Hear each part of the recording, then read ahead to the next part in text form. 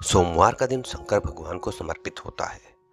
आज के दिन भक्त भोलेनाथ को प्रसन्न करने के लिए विशेष पूजा अर्चना करते हैं। कुछ लोग आज के दिन व्रत भी रखते हैं ताकि शिव जी की विशेष कृपा उनको प्राप्त हो।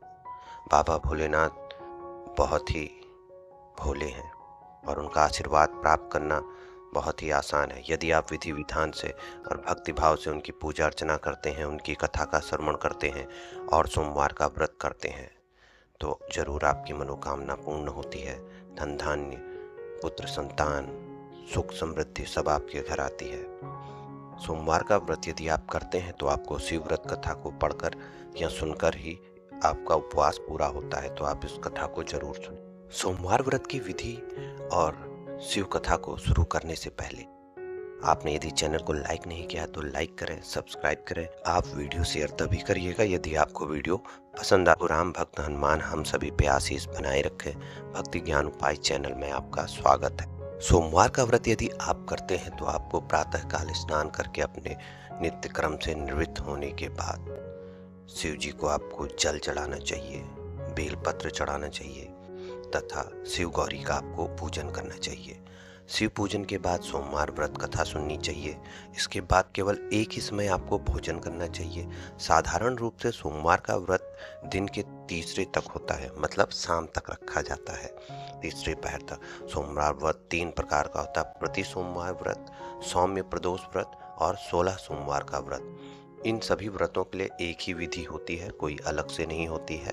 इसी प्रकार से आपको उनका पूजा पाठ करना होता है। तो आइए शुरू करते हैं सोमवार व्रत की कथा। एक समय की बात है, किसी नगर में एक साहूकार रहता था। उसके घर में धन की कोई भी कमी नहीं थी, लेकिन उसकी कोई संतान नहीं था। यही दुख उसको सताता रहता था। पुत्र प्राप्ति के लिए वह प्रत्येक सोमवार व्रत करता था और पूरी श्रद्धा के साथ शिव मंदिर जाके भगवान शिव और पार्वती जी की पूजा करता। और एक दिन ऐसा भी आया कि उसकी भक्ति देख के माँ पार्वती प्रसन्न हो गई और भगवान शिव से उस साहूकार की मनोकामना पूर्ण करने का आग्रह करने लगी। पार्वती जी की इच्छा सुनकर भगवान शिव ने कहा, हे पार्वती, इस संसार में हर प्राणी को उसके कर्मों का फल मिलता है और जिसके भाग्य में जो हो उसे भोगना ही पड़ता है। लेकिन पार्वती जी ने साहूकार की भक्ति का मान रखने के लिए उसकी मनोकामना पूर्ण करने की इच्छा जताई। माता पार्वती के इस तरह से आग्रह करने पर शिव जी ने साहूकार को पुत्र प्राप्ति का वरदान दे दिया, लेकिन साथ ही यह भी कहा कि उसके बालक की आयु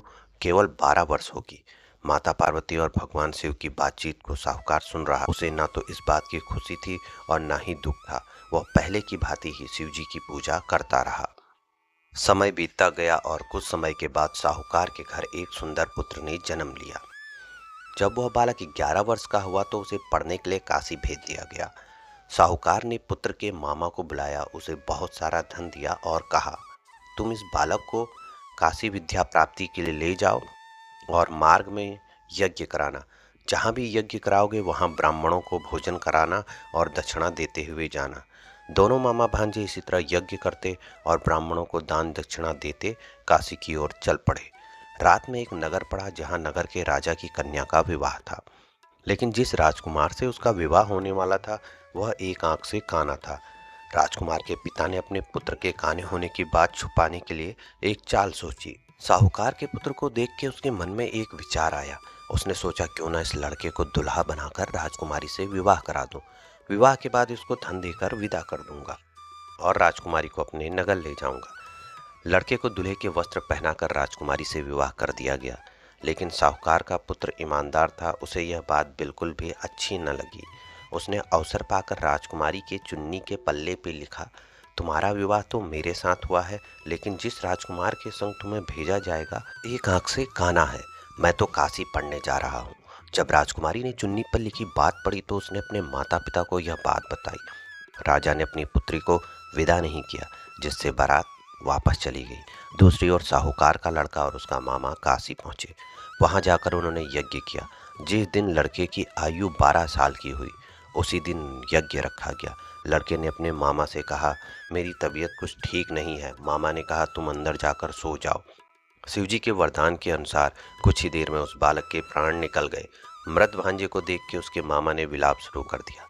संयोगवश उसी समय शिवजी और माता पार्वती उधर से जा रहे थे।